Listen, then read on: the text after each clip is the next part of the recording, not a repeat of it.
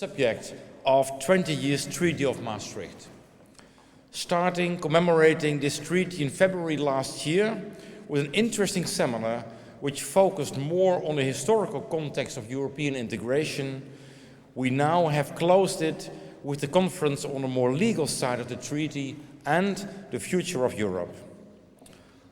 On December 9th, 1991, it was here, in this town hall, that during the dinner of the heads of states and the heads of government, the ministers of foreign affairs and the ministers of finance, that the real decisions regarding the treaty were made. As Mr. Lubbers may well remember and have told you earlier today. And in regard to the reflections, Europe and its recent history thus became very important, of course, for the city of Maastricht. As mayor of the city, I'm convinced that Maastricht will not be as it is today when the treaty hadn't been signed here. If you ask me if there was any impact on the Treaty of Maastricht or Maastricht itself, then the first answer could be it gave us an enormous amount of worldwide free publicity, which works already for the full 20 years. The name Maastricht is mentioned during all those 20 years in countless articles, news reports, and so on. And we would like to emphasize that it made us most aware of the fact that Maastricht, the birthplace of the European Union and the Euro, lies in the middle of the new Europe. But also that Europe lies in Maastricht, more than anywhere else, as you yourselves demonstrate by being here today. People from many different nationalities have chosen to live, to study, and to work here. International context and exchange of knowledge are becoming more and more normal and essential. Indeed, it would be impossible to live without those contacts.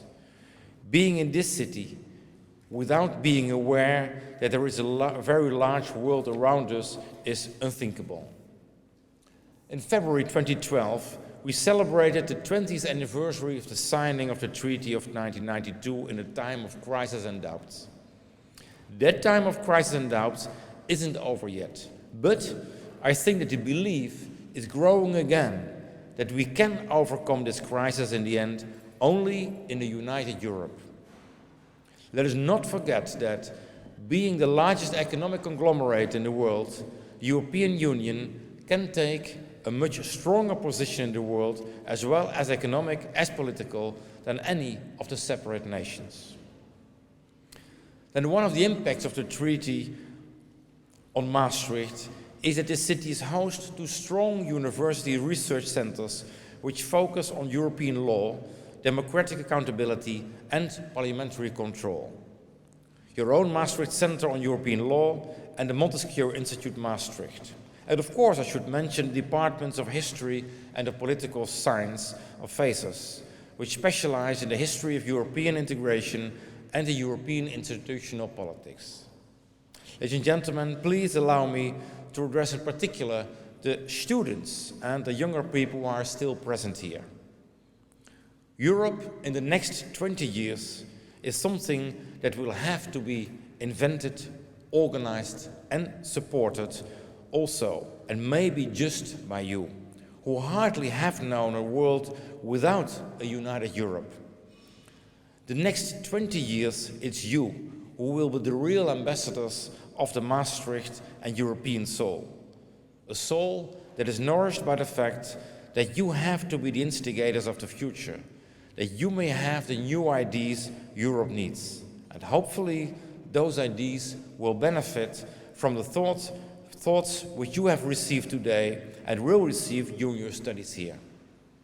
But enough serious talk, I think, for today. The next hour is intended to end this conference in a relaxed way. I wish you a very fine evening, and for those of you who do not live here, I hope you will be able to taste a little bit of the true European atmosphere here in Maastricht. Thank you very much. So in the name of the Maastricht Center for European Law, and also speaking on behalf of Ellen Vos, we're both directing the center, I would like to thank you, Mayor Hoes, for your your speech and especially for the hospitality which you and through you the city have offered to us today, all day. We've had this conference in the splendid room of the council, which I had never been to and which is really a beautiful place. You offer us this reception, but above all, the city has also strongly supported the organization of this conference. So thank you very much for that. The conference is indeed the culmination, you could say, of 20 years of evolution, not just of the city of Maastricht, but also the University of Maastricht. Perhaps I should remind some people here that before the Maastricht Treaty, this university was not called Maastricht University, but it was called Rijksuniversiteit Limburg. And nobody outside the province, or perhaps outside the Netherlands, had ever heard of that organization. So the first thing that happened after the Maastricht Treaty is that the leaders of the university took the very wise decision, I think, to change the name and to adopt the name Universiteit Maastricht, which now also has an English version, because this is now a bilingual university, Maastricht University. It's not just the name that was changed, but I think the university was completely transformed in the last 20 years. It has become a truly European university. I think if you look at both the students and the staff of the university, there's no other place in Europe where there are so many non-nationals among us. It's an amazing number, and it makes for a very special place, I think, a very special place, full of exchanges, full of people who exercise their freedoms of citizens of the European Union to move around as students and as staff. In the research, of course, we have started to focus in the course of the years more and more on questions of European law. You already mentioned that. And so among the many activities, I should say, of our dynamic group of Maastricht, of the Maastricht Center for European Law, there was also this conference. In organizing this conference, I should first of all like to mention and to thank very warmly those who have organized it on a day-to-day basis. Elke Hundhausen and Marina Jodogne, who are, I think, somewhere at the back of this room, who have made a fantastic piece of work out of this organization. So thank you very much to them.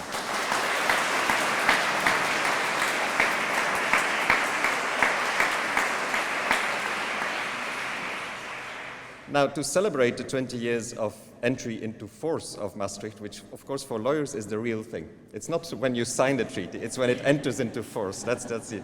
So to celebrate the 20 years of entry into force, which will be in a few days, actually, from now, we thought of organizing this conference, but this is not the only thing that the center did. At the same time, the initiative was taken to produce a book, which will soon be offered to you. The first copy will be offered to you, a book which collects contributions by scholars from our center, from the Maastricht Faculty of Law, but also people who have been here in Maastricht in the course of the years and have now moved on to other jobs. So a whole collection of people who together have covered, in fact, all the areas in which the Maastricht Treaty changed European law.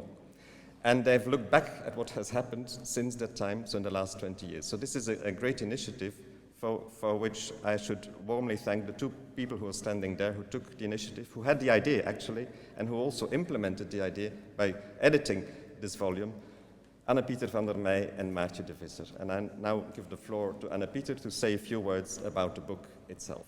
Thank you.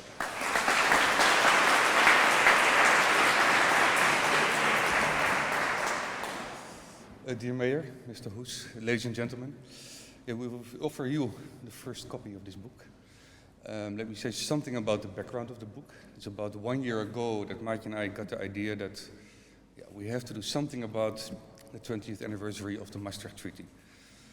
What are you going to do? Now, we rather quickly came to the idea to produce an edited volume. So what we did, we made first a list of the topics that we wanted to be included. And then a second list of authors, linking them to a specific topic. And we quite soon discovered that, wow, the Maastricht Center for European Law, what we have in-house, is a quite long list. And then there were still some gaps, and then we thought, if we do X members of Maastricht Center for European Law, or the Faculty of Law, and then we made our list and it was complete. So the idea to have it only produced by members of our faculty or our center, in fact, it was by accident. But when I look back right now, when you go through the table of contents, then actually I'm quite proud. When I see the list of the people, then I think, wow, the Maastricht Center for European Law has really grown in the last, 2-3 years. And when we look at, we are the only ones who have read everything so far. We can be both very proud of all the quality of the papers. I will not summarize here all the findings of all the papers. Actually, it's almost impossible to answer the question, what impact has Maastricht has in a general way. It really depends from topic to topic. There are clearly success stories, there are also failures, and there are some topics where the jury is still out. One thing is clear though, is that the Maastricht Treaty has had overall a big impact on European law. It has become part of the history of European law, the Maastricht Treaty, and so is Maastricht part of European history. We really would like to thank you, and Maartje will present to you the first copy